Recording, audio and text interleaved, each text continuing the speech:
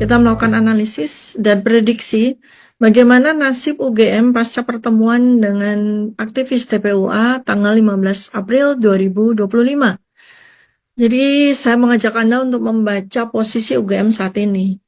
UGM saat ini berada di persimpangan sejarah.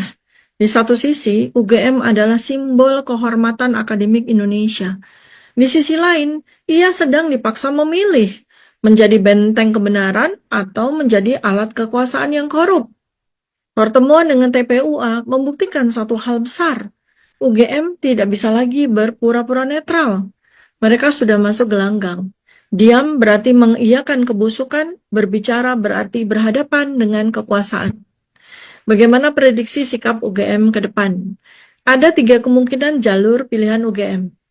Pertama adalah jalur keberanian moral, menjadi UGM reformis, membuka audit internal secara terbuka, bersedia memeriksa, mengoreksi, dan memperbaiki catatan akademik secara publik, membentuk tim independen dengan melibatkan tokoh eksternal untuk investigasi. Konsekuensinya, UGM akan dihormati dunia akademik nasional dan internasional. UGM akan jadi pionir perubahan pendidikan Indonesia, tapi berpotensi mendapat tekanan politik dan ancaman dari elit. Analoginya, UGM menjadi pahlawan akademik yang menyelamatkan integritas bangsa. Bagaimana kalau UGM menempuh jalur pragmatis, main aman, menunda, dan mengaburkan? UGM membentuk tim audit internal tapi hasilnya dikaburkan. UGM memperbanyak pernyataan normatif tanpa tindakan konkret. UGM berharap isu ini mereda sejalan dengan waktu. Konsekuensinya apa? Integritas UGM terkikis perlahan. Dosen, mahasiswa, alumni mulai kecewa dan terbelah. Citra UGM jatuh di mata publik, dianggap bagian dari sistem busuk. UGM akan menjadi kampus zombie, hidup tapi kehilangan ruhnya. Bagaimana jika UGM menempuh jalur kolusi, membela kekuasaan secara terang-terangan? UGM menggunakan argumentasi hukum formalistik untuk membela ijazah bermasalah. UGM menggandeng kekuatan negara untuk menyerang pihak-pihak yang mengungkap fakta. UGM melakukan pembusukan karakter kepada kritikus. Konsekuensinya apa? Cepat atau lambat, UGM akan masuk ke daftar hitam sejarah. Kelak, UGM akan sulit bangkit kembali sebagai institusi terhormat. Alumni-alumni idealis akan memberontak. UGM akan menjadi istana pasir, megah di luar tapi rapuh dari dalam. Apa saja faktor-faktor yang akan memengaruhi sikap UGM? Bagaimana kekuatan moral pimpinan saat ini, dalam hal ini adalah rektor dan rektorat? Apakah masih ada jiwa kerakyatan, nasionalisme, integritas di dalamnya? Apakah ada tekanan dari pemerintah dan rezim terdahulu yang berkaitan erat dengan kasus ijazah?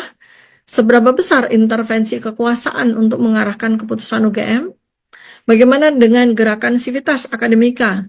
Apakah dosen, mahasiswa, dan alumni akan bergerak bersama menuntut transparansi? Bagaimana opini publik nasional dan internasional jika akademik dunia akan ikut menekan, UGM sulit berlindung? Bagaimana dengan nasib UGM dalam 12 bulan ke depan? Kalau UGM memilih diam atau membela kekuasaan, mereka akan mulai kehilangan trust sivitas akademika sendiri.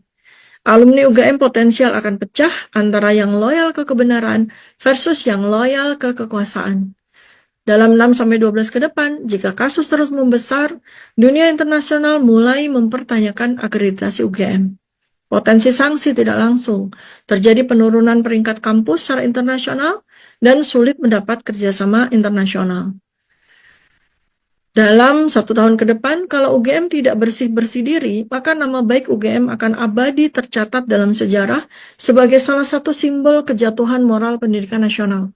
Sebaliknya, kalau UGM berani reformasi, UGM bisa menjadi ikon kebangkitan moral nasional. Pesan strategis saya untuk UGM, jika mereka mau melakukannya, pilih kebenaran, bukan kekuasaan.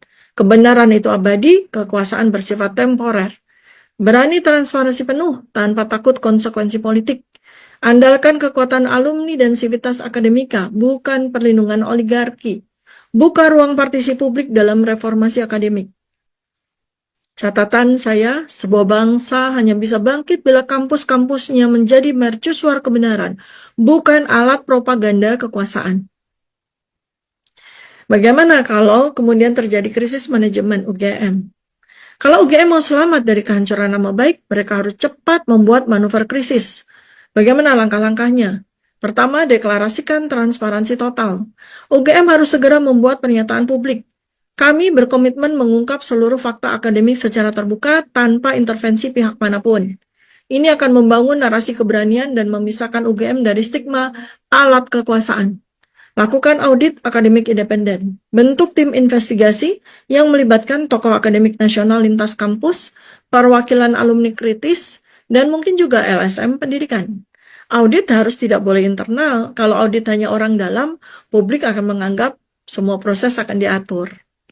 Kemudian, perlindungan whistleblower. UGM wajib melindungi dosen, staf, atau mahasiswa yang menjadi whistleblower, yang membongkar kebenaran dari ancaman dan intimidasi. Ini kunci untuk mempertahankan kredibilitas. UGM lakukan reformasi sistemik. Buka semua rekam data akademik ke era digital terbuka, benahi sistem verifikasi kelulusan, sertifikasi, dan pengeluaran ijazah, bentuk Satgas Etik Akademik Nasional. UGM bisa jadi pelopornya. Kalau langkah-langkah ini diambil cepat, UGM bisa membalikkan keadaan dari tersangka jadi pelopor reformasi nasional. Bagaimana strategi tekanan publik untuk membantu UGM memilih jalan benar? Kalau UGM lamban atau mencoba main aman, maka publik harus mobilisasi alumni UGM yang kritis. Alumni harus didorong bicara. Ajak tokoh-tokoh UGM yang berintegritas. Banyak alumni UGM di posisi penting untuk angkat suara.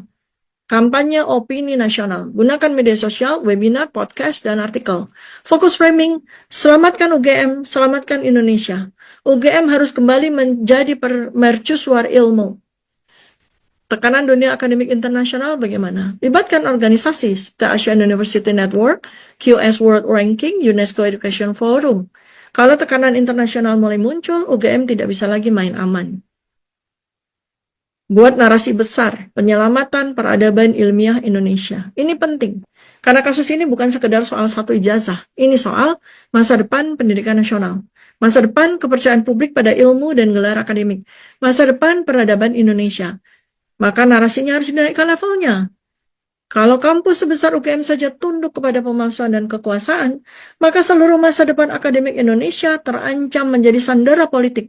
Ini bukan soal satu orang, ini bukan soal satu kasus ijazah, ini soal menyelamatkan martabat ilmu.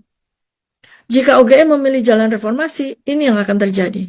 UGM akan mengalami guncangan internal 1-2 tahun, banyak konflik internal. Tapi dalam jangka panjang, antara 5-10 tahun, UGM akan lahir kembali sebagai kampus teladan Asia bahkan dunia. Bahkan mungkin UGM bisa melahirkan tokoh-tokoh besar yang akan memimpin Indonesia ke depan dengan integritas baru. Tokoh yang jujur, tokoh yang benar, tokoh dengan integritas tinggi. Kalau UGM berani menempuh jalan ini, mereka bukan hanya selamat, tapi akan memimpin sejarah baru. Ingat, hanya bangsa yang berani jujur yang layak menjadi bangsa besar. Pertemuan TPUA dengan UGM tanggal 15 April 2025, jika dibaca secara foresight bukan hanya tentang ijazah, ini tentang tabrakan antara kebenaran hakiki dengan sistem kebohongan yang mapan. Ini adalah sebuah permulaan, bukan dari kejatuhan persoalan, melainkan dari proses pembersihan struktural yang mungkin mengorbankan banyak elit di berbagai lapisan. Kebenaran itu seperti air bah, ia mungkin terhalang sesaat, tapi saat bendungannya jebol, ia akan menyapu seluruh kebohongan, sekotor apapun ia bertahan. Demikian yang bisa saya sampaikan. Nantikan video-video saya berikutnya. Assalamualaikum warahmatullahi wabarakatuh. Salam kebenaran.